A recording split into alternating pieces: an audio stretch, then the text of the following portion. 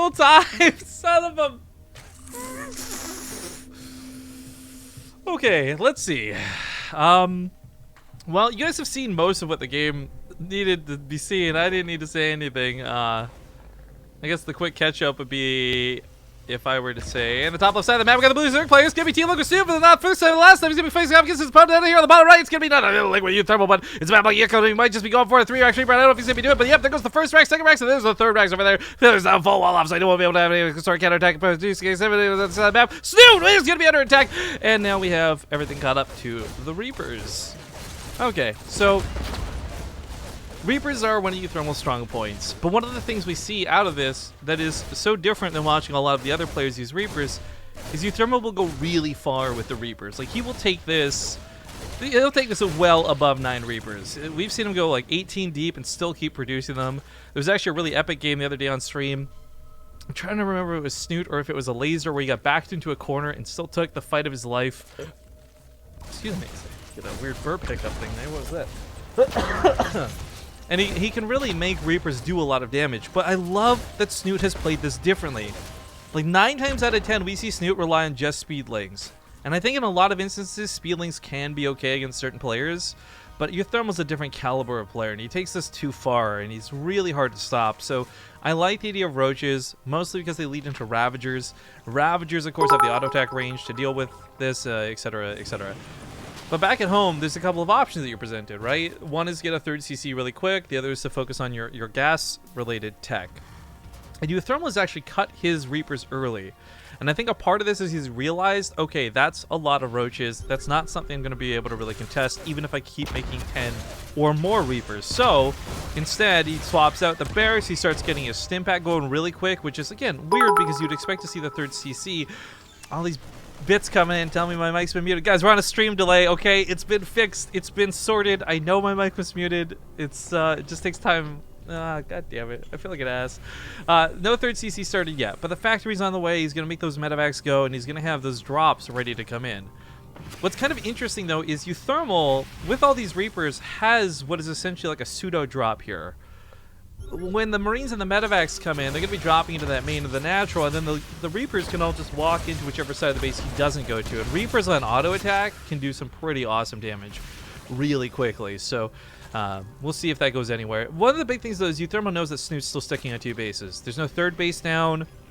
He could get scared and check in the main for maybe a macro hatchery and worried about some sort of insane all-in, but uThermal is, I think, pretty content just assuming Snute's going to 2-base it for the time being. Now, 2-basing doesn't make things easier, but it does make things different. And if you're going to be focusing on, for example, Spire Tech, that's something you can kind of do with 2 bases. It used to actually be a really popular build back towards the ends of Heart of the Swarm. I saw a lot of players like Impact and others doing it, but yeah, it's not the case anymore.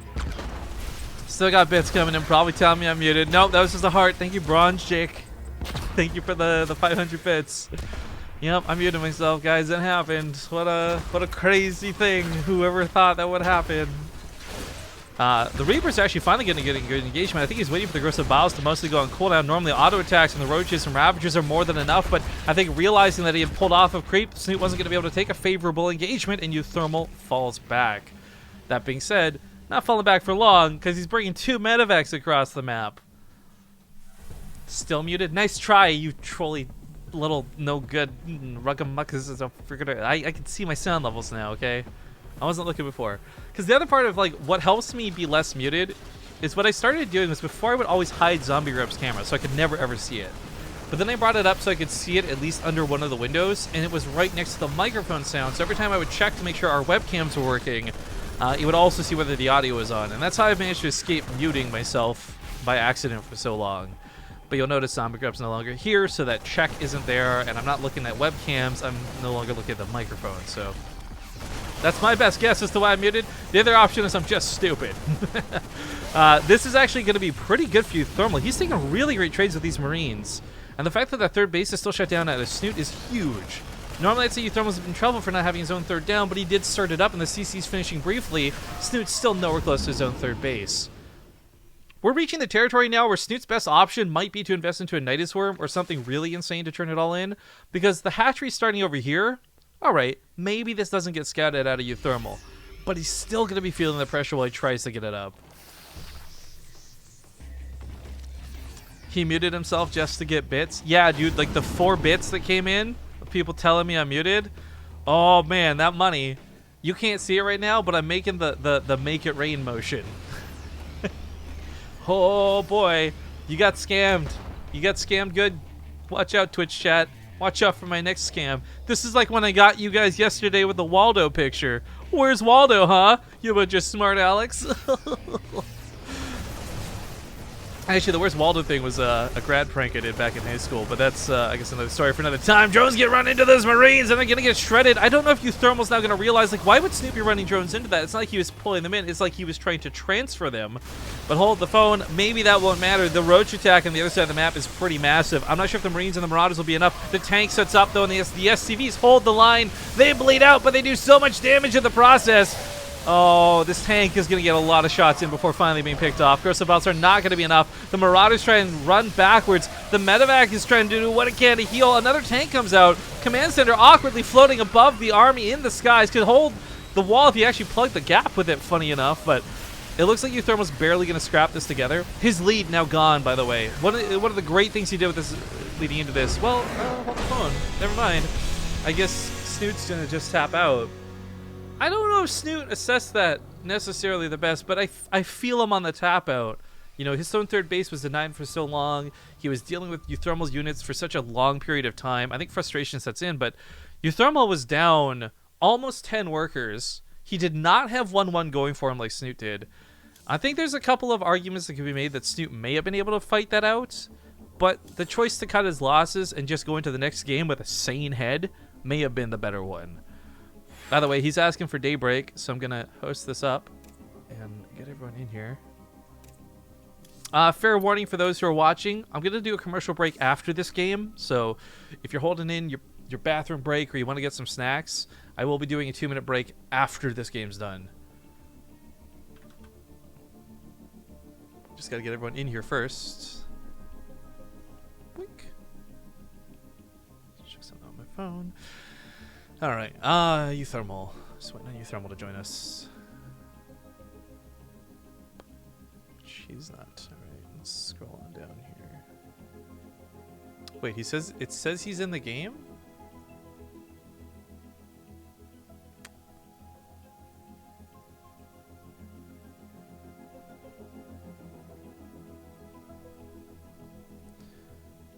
Alright, now they're both in. Let's go.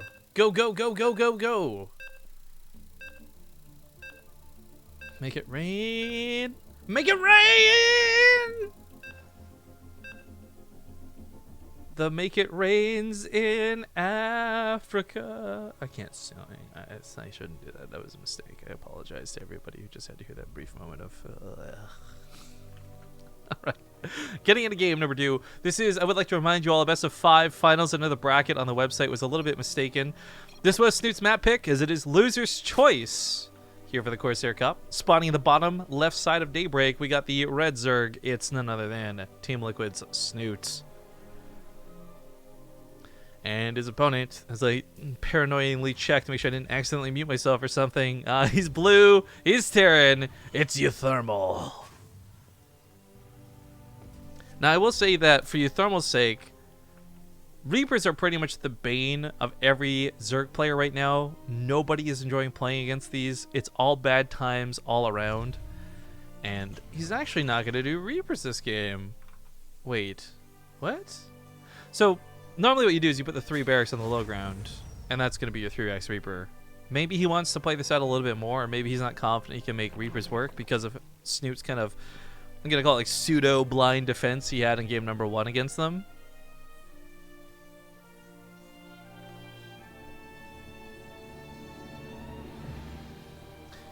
Regardless, I think that uThermal was quite the good player in this instance. I'm not sure on their stats, actually. If I had time, I'd love to go check out the Aligulac and see what their record is. As you guys may have seen, even though I wasn't able to talk, and you probably didn't hear me talk about it, thanks to that mute, uThermal and Snute have fought each other a lot recently. There was the Yord qualifiers. There was the Corsair Cup just yesterday. You've got them playing here today in these finals, and it's not like the first, and it won't be the last time they see each other. because they are such good players, they're going to keep fighting each other, whether it's in the semifinals or the finals. So at some point, I wonder if we'll start having the Bunny-Snute dynamic that used to exist, where Bunny and Snute would play each other, but really, I don't think they were playing TvZ. They were literally playing Bunny versus Snute. It took uThermal quite a bit of time to get to this point.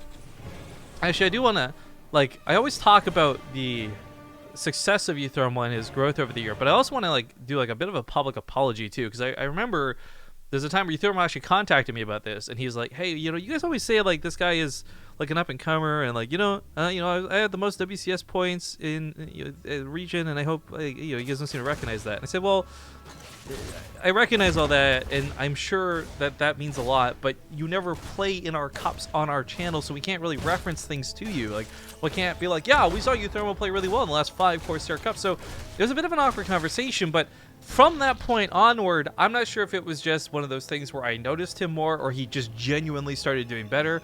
But that was right around the time, like, where he was just finished with losing with Tenercio, and he was just done constantly getting walked over by Zergs and not being able to overcome Ultralisks, and has seriously become so great. So, I mean, my apologies go to uThermal for obviously not respecting the player he was about to become, but also, I'm really glad that we've seen him become such a player, because this guy, there's really, like I said, there's no other Terrans in Europe we're cheering for, and we certainly don't cheer for uThermal because he's the only one, but I'm glad that he's, like, the one that we can kind of put up on our poster and cheer for. He's so good at the game right now.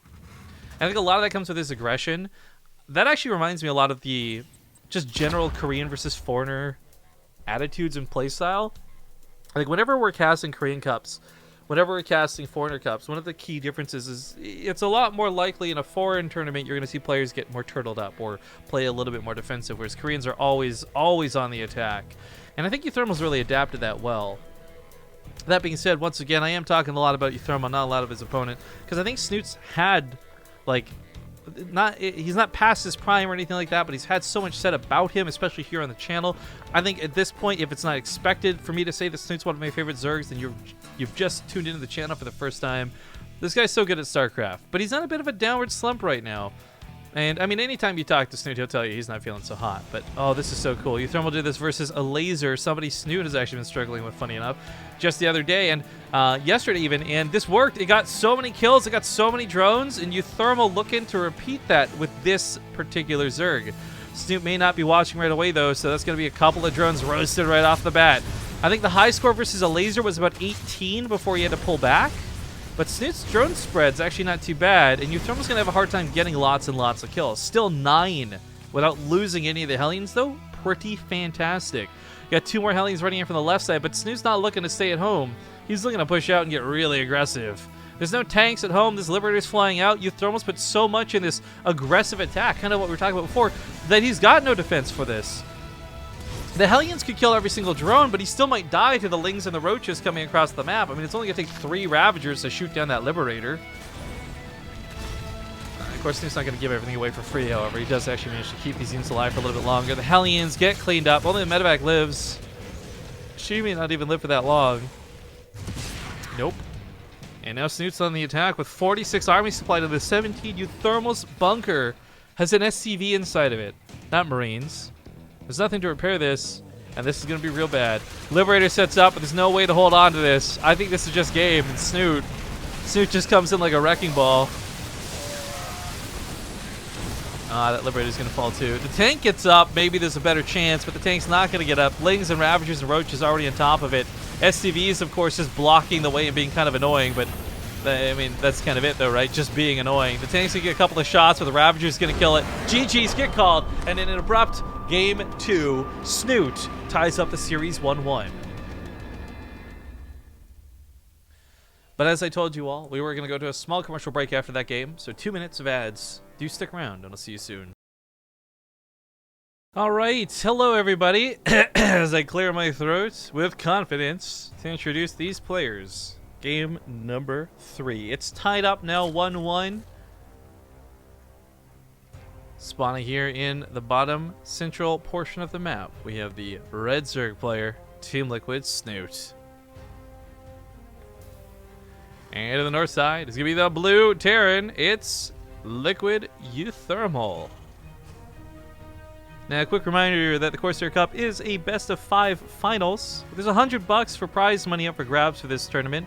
There's $10 for third and fourth place, $20 for second, and $60 for first place.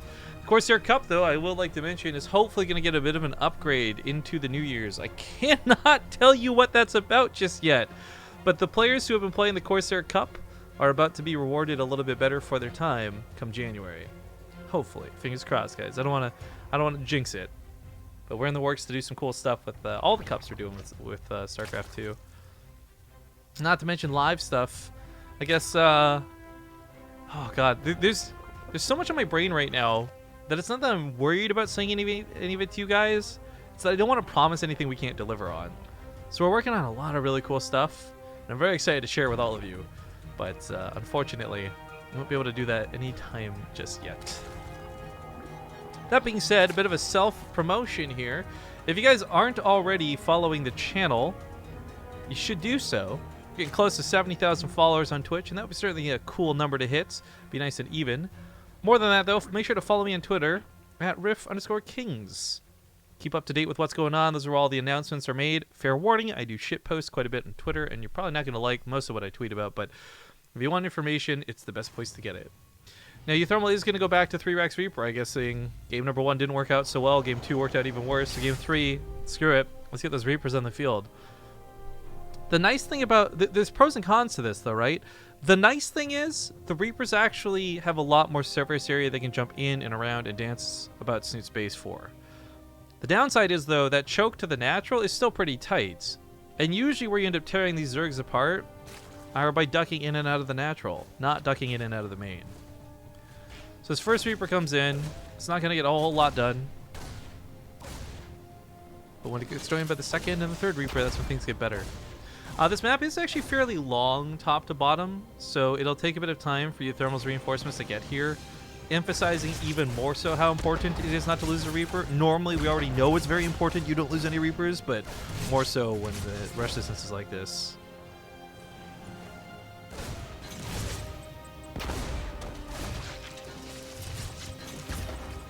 Well, it gets a little bit low on that first Reaper. A little bit scary, but I like the micro back. Sorry, lazy observing now coming to an end as a scratch in my head. Almost gets one of the queens out of Snute. Transfuses aren't really available, and the worst part is without creep spread, it's really hard to maneuver around the base. For Snute, he's got to pick. Save the energy for the transfuses or try and put some creep tumors down. I think in every instance ever, the creep tumors are a lot more important, but the transfuses would be really nice to have for these really low queens. Regardless, as the Reapers duck around, Snute loses one of the queens. Feels bad. Speedlings, as I mentioned before, something Snute's usually pretty content using to defend against Reapers with. They've got a lot more maneuverability, but they're a lot squishier. A lot harder to actually use.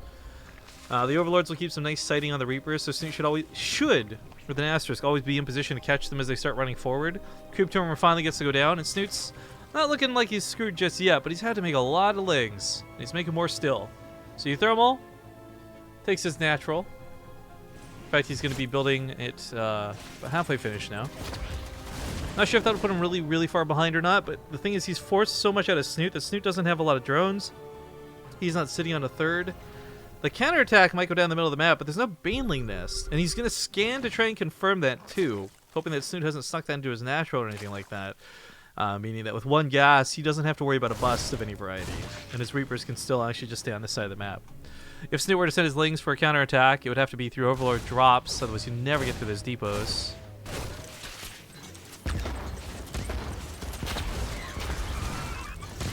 Getting a little bit chaotic. Everybody trying to dance around these grenades. Snute's Queen's also getting a lot of free hits off during that attack, and uThermal ends up losing a lot of Reapers, but Snute loses almost all of his Lings, so I don't really know how much better versus worse that is. It does mean uThermal no longer has the ability to pressure the Queens, which really sucks, but he knows that having killed all those Lings, he's going to be forcing Snute to make more and not letting him just drone.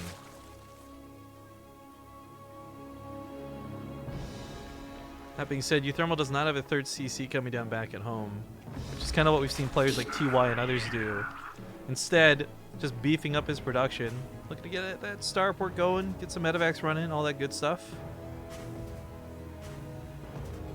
His regular sim timing attack ends up hitting so hard, and I think because his Reapers do a lot more early game damage, The fact that they didn't get that much early game damage done this time might just hurt a lot more than he expected.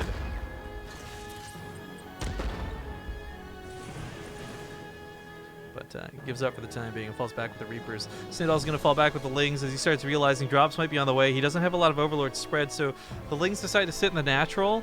And a big part of funneling them over this way is to be able to catch the drops should they be hitting soon. But that's the thing for Snute. Like, I'm actually surprised he doesn't have a couple more Overlords or even just a Ling on the right side of the map. Something to scout for and spot it coming. Regardless, how much has he seen in the main? So he sees the third CC coming down, but he hasn't actually seen the triple barracks worth of production. He won't see these medevacs leaving the base, and timing will not be on Snute's favor in terms of scouting. Also, uThermal. Okay, he'll put a Ling over here to try and scout. uThermal will, I guess, be going right down the middle of the map. Creep spread's almost there in time. I'm not sure if he'll see this or not. I mean, on one hand, kudos to Snute. He held off the Reapers pretty fantastically, but I don't think this is a map where Reapers are going to have that great of a result compared to some like Echo and others, so he'll get those double drops off inside the natural. Lings jumping in and swarming to respond to this. In the time period, though, that this happens, there's no other attacks going on. uThermal doesn't have like a punch 2 on the way, and one medevac dies. The second one almost goes down, barely escaping with 6 health. Now the Reapers come in, but a little bit late. Snute just casually pulls the drones away. He's got a macro hatchery, which is actually turning into the lair. That's funny. That being said, though, he's got so many units to work with. He's already got 58 Lings on the field. He's got another 20 that are hatching. Or maybe that was the 20 that hatched. He's got 55 something, but 1-1's finishing up here soon, too. Does he even have a Baneling Nest? He does. So when that layer finishes up, we may see the emphasis here on Baneling speed. I don't know. Reapers in the middle of the map going to get caught. A couple grenades go down, but the Lings will not die. Bit of a scatter, bit of a scary moment, but that's about it. The third CZ is not able to move over yet, but uThermal knows, or excuse me, Snute knows uThermal wants to, because again, that Overlord has seen the CC finish up. He knows it's an orbital already. He knows that there's going to be a timing soon where that third base gets taken. And not like Liam Neeson, special set of skills taken, just like regular taken. He wants the base.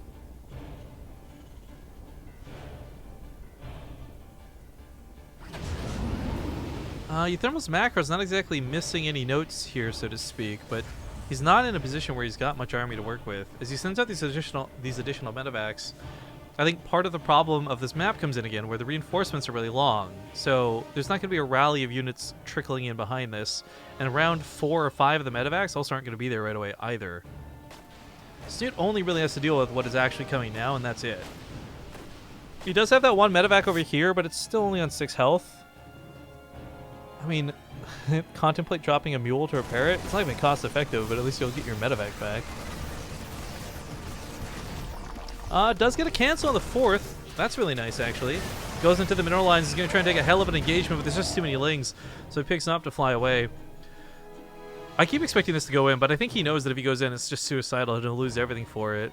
Feels kind of bad, man. Might be better off just walking the Marines forward to pick off some Queens and maybe get some of the creep tumors.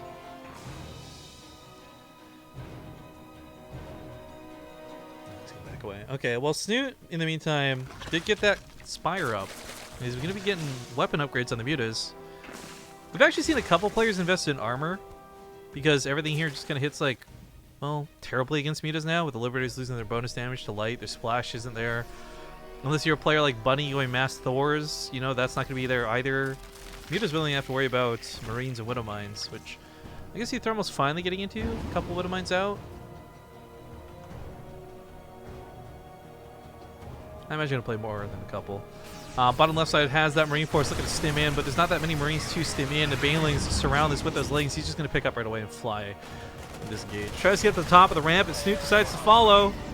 No chance for uThermal here, especially with the the Mutalisks coming out. Going to really shut down these medevacs.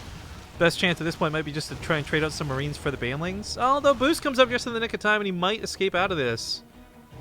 Any units he has at home might be able to defend, maybe. No, medevac, not even unloading. Goes down for free. Feels bad. Widowmine's going to get a very interesting burrow off, but not going to get the hits that he wanted to. 4 Widowmines will kill a cluster of mutas, no problem. Medevacs in the bottom right sneak in, but Snute's already responding. Oh my god, there's so many Lings in position. Snute, he just feels like has an endless supply of Lings, always ready, always at the ready, and almost able to take on any engagement. Looks like some of the mutas got caught in the middle by the watchtower, though. Nice pick off out of uThermal, who's been unable to really successfully get much damage done. A couple of the banelings were waiting for him over here. Sorry, I didn't even see those folks. They're burrowed, that's why. Okay. So Snute's got some tricks lined up around the map. Snute is one who has used burrowed banelings to great effect before. Not exactly along the lines of like TLO epicness, but still, he's pretty good with the control on them. Let's see if we can get some more good hits like that. Baneling's trying to just roll in though. Gotta watch out for those Widowmine pop-offs. That splash damage can be devastating. One Liberator's not going to be that scary though. And uThermal's still only on 3 bases. Not reaching out to that 4th just yet, like Snute has. The Mutalisk count doesn't really get too terrifying until it's up in the numbers of like 20 plus. And I'd say 30 plus is when it gets like borderline unstoppable, unless mistakes are made. We had the pleasure and the honor of watching Rogue do that during the IEM qualifiers, for those who recall those games. But Widowmine's looking for as much splash damage as they can possibly get, and even at their most and their best, it's still not going to be enough. Snute's got so much army on the field, so many units still running down. Over 100 Zerglings continue to get massacred by these Widowmines, but the Banelings remain untouched. He pushes up that ramp. He's going to get these depots down. Nothing to stop production. GG's get called, and Snute is going to take a 2-1 lead now in the series. 2-1 now puts uThermal on his last life, however. We'll see if he can turn this around. I'm going to go to a small commercial break while we get to game number 4. See you guys soon. Alright, welcome back, guys. Overgrowth was the map selection at uThermal. This could be his last map or his ultimate comeback. I don't know which, but either way, we're in the lobby waiting to find out. Let's go to the in-game screen while we wait here, because, man, my throat is parched.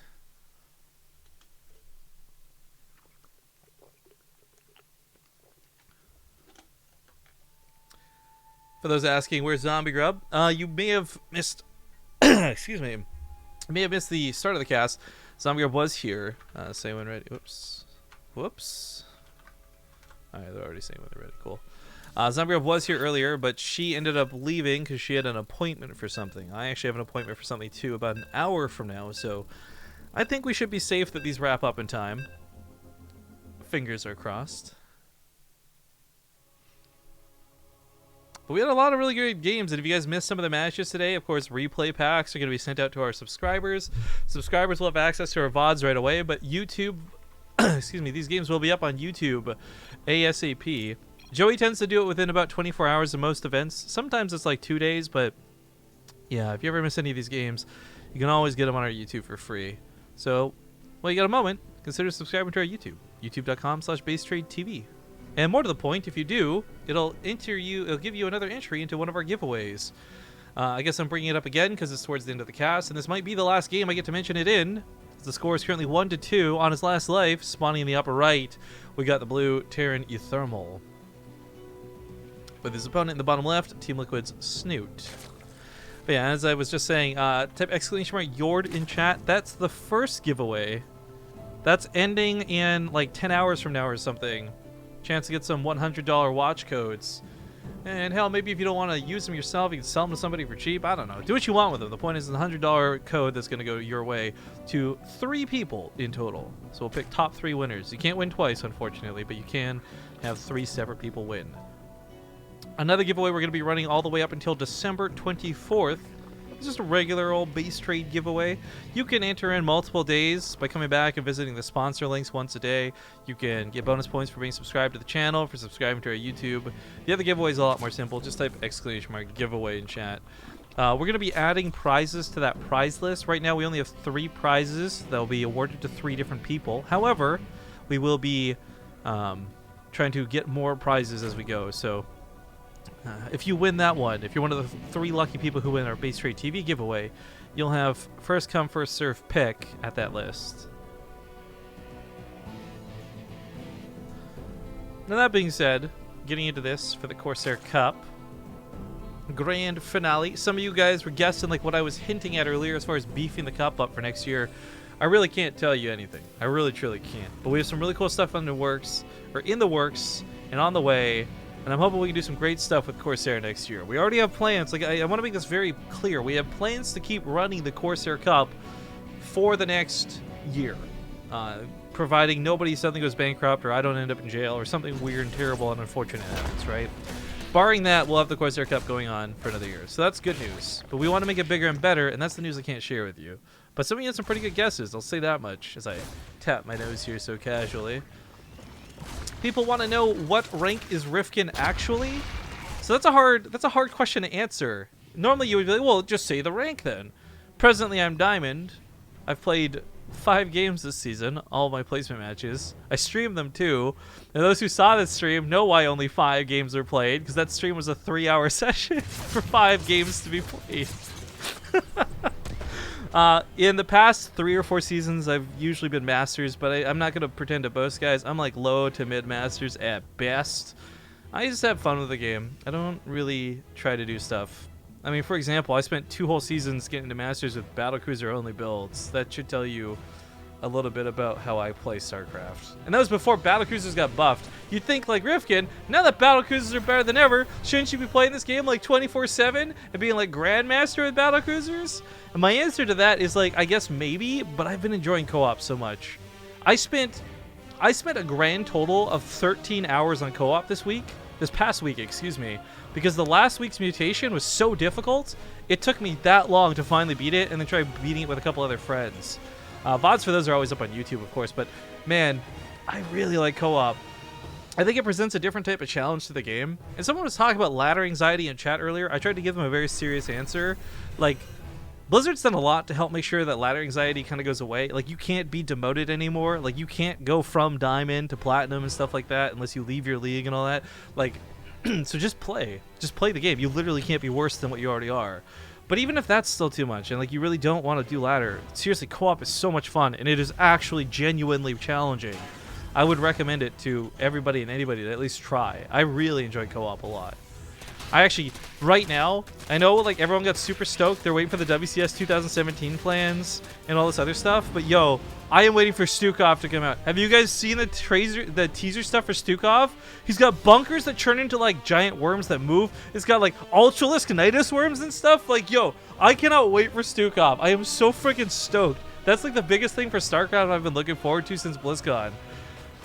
But then again, I'm a filthy casual, so what can I say? Bottom right side, uThermal's going to be pushing with this attack. Sorry I've talked nothing about the game so far, but now we're going to finally, because this is a pretty big attack. He focuses down one of the queens right away. A second queen falls, picks up, and only loses a couple marines for it. It's a great trade to start, but he's got to heal these up and get ready for round 2. Tries to do this behind the mineral lines. He wants Snute almost, like he wants to bait Snute to come attack him.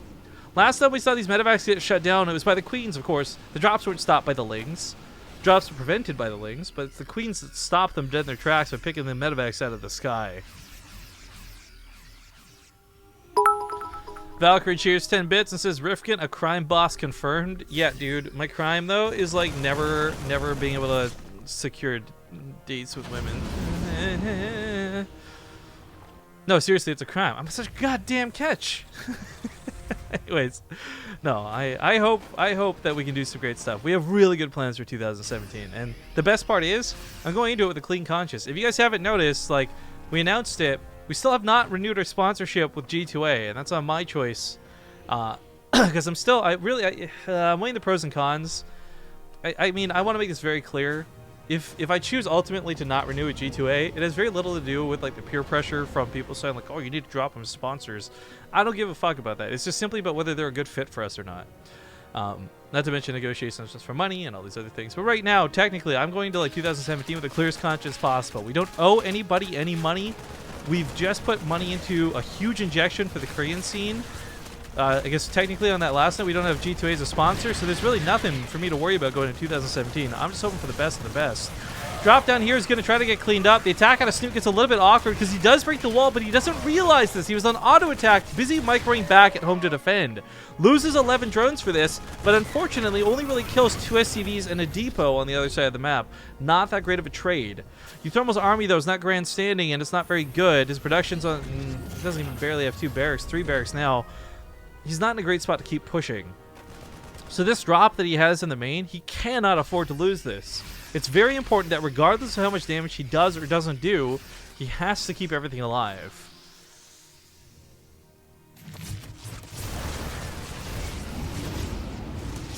Rifkin is obsessed with Tracer still. No, dude, I don't understand this. Beastie made a emote with my face, and I don't care. Like, more power to Beastie. If it gets you subs, do it. But like, he did it with Tracer, and I fucking hate Tracer, guys. All right, from Overwatch, I think she's got like the fakest sounding British accent I've ever heard. Like, I do not like Tracer. I don't know why there's a Tracer Rifkin emote. Oh, this is cool. He's gonna hold position in the SCVs. Oh, that was such a sick clutch move out of uThermal. Snute didn't disengage from that because it was an accident. He knew he wasn't gonna win that fight if he had a micro and focus fire every SCV down. That was so clever and so last second. I love it.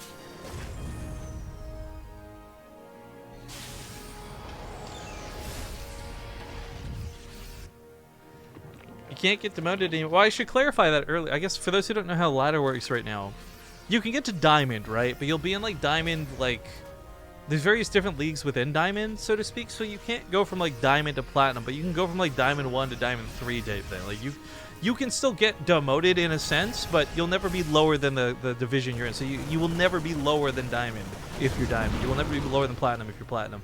That sort of thing, unless you're intentionally trying to do something weird. Then I'm sure you'll find a way. But yeah, the idea of ladder anxiety is something weird that never affected me personally. I've never been attempting to be a pro gamer, so every time I lost the game, for me, it was kind of expected. So it's kind of like, whatever. Just move on to the next one. But I can totally get where people get caught up on wins and losses, and there's like a lot of ego involved, sure. But ladder anxiety is not something I can really give great advice about, because I've never really had too much of it.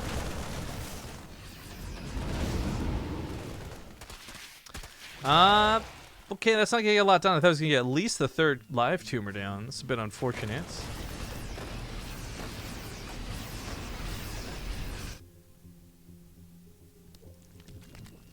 Yeah, creep spreading like crazy. But for Snute, creep spread's not gonna win in this game alone. He'll have to take a good army fight. Creep spread will help increase the engagement areas for these banelings to work, but oh, he's burrowed banelings once again. uThermal might walk on top of these and lose a lot of Marines. Oh god. This is the problem though, because if you do put banelings burrowed on creep like this, yeah, the Terran's going to be scanning to clean up the creep, so they'll see that coming. Oh, the bunker's not getting the repair for the SCVs. The Ling's got to full surround first. uThermal has to pull his whole army back home to stop and defend against this. He's going to clean up the Lings. There won't be that many SCV deaths, but this was still him losing all the momentum he had by pushing out on the map. In fact, it's even more time now for Snute to keep creep spread even. Look at that. All the army on the left side, Mutalisk, Banelings, you name it. uThermal's in a bit of trouble. 22 Banelings. There's only 4 Widow Mines. That's not enough to deal with the Banelings, especially if Snute handles them even decently. Uh-oh. Muta's also taking a very awkward engagement. I'm not sure just what happened with Snute, but he took 2 pretty bad fights where he's not really accomplishing anything for it.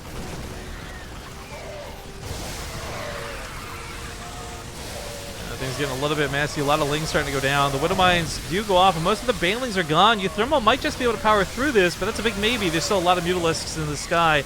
Medevacs are, of course, reinforcing with those Marines, and Snute's going to be the one to pull back from the fight. 42 more Zerglings on the way, though. Ain't no thing. Ain't no thing but a chicken wang. As he gets more Banelings made up, too. uThermal's actually moving towards Thors. So we saw Bunny doing this in his mech games earlier, and they worked pretty good at stopping Mutas, but Thors, unfortunately, are big, clunky, awkward units that don't tend to work so well against lots and lots of Lings. Oh, I was going to catch some of that SCV transfer coming through, too. Mutalisk going to try and capitalize on top of this. Banelings try to burrow, try to get some sneaky stuff, but uThermal focuses it down. He will get cleaned up, but for the most part, uThermal just has no army. Like, there should be a big wave of reinforcements coming in, but instead, Snute's busy attacking over here. He's going to kill a tech lab, maybe catch some of that Thor. uThermal's going to tap out, and Snute is going to take the series 3-1 and be this week's Corsair champion. Congratulations to Liquid Snute. This also finishes with just enough time for me to get some proper lunch before the meeting I have to go to.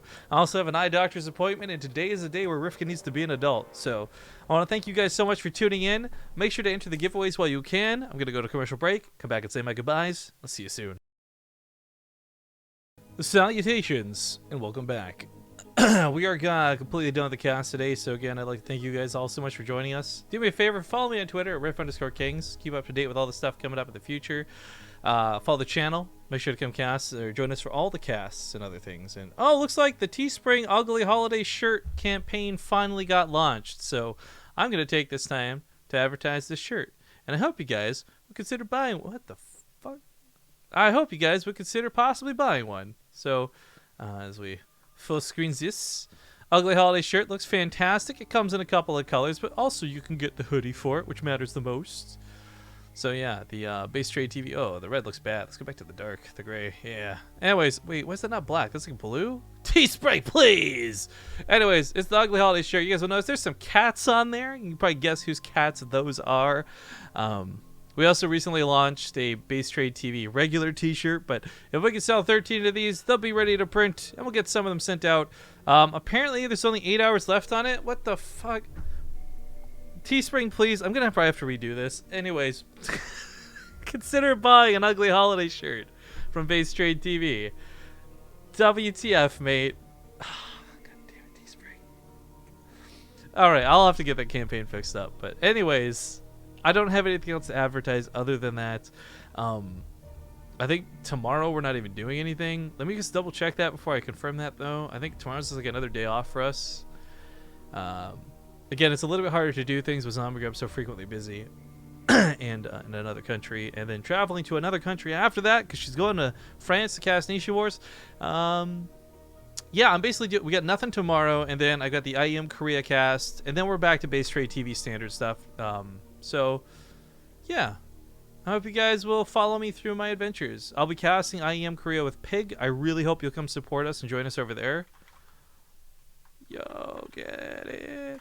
But yeah, that's getting in the cast. So big love to you all. Thanks for watching. I don't know who I'm gonna go host. We'll give them a nice viewership bomb, though. I'll tell you that much. Maybe we'll pick one of the smaller guys in StarCraft for once. Unless there are any of my waifus streaming. No, all my waifus are asleep. So we'll probably go pick somebody in StarCraft to host, and I'll see you guys later. Thanks for watching, and bye-bye.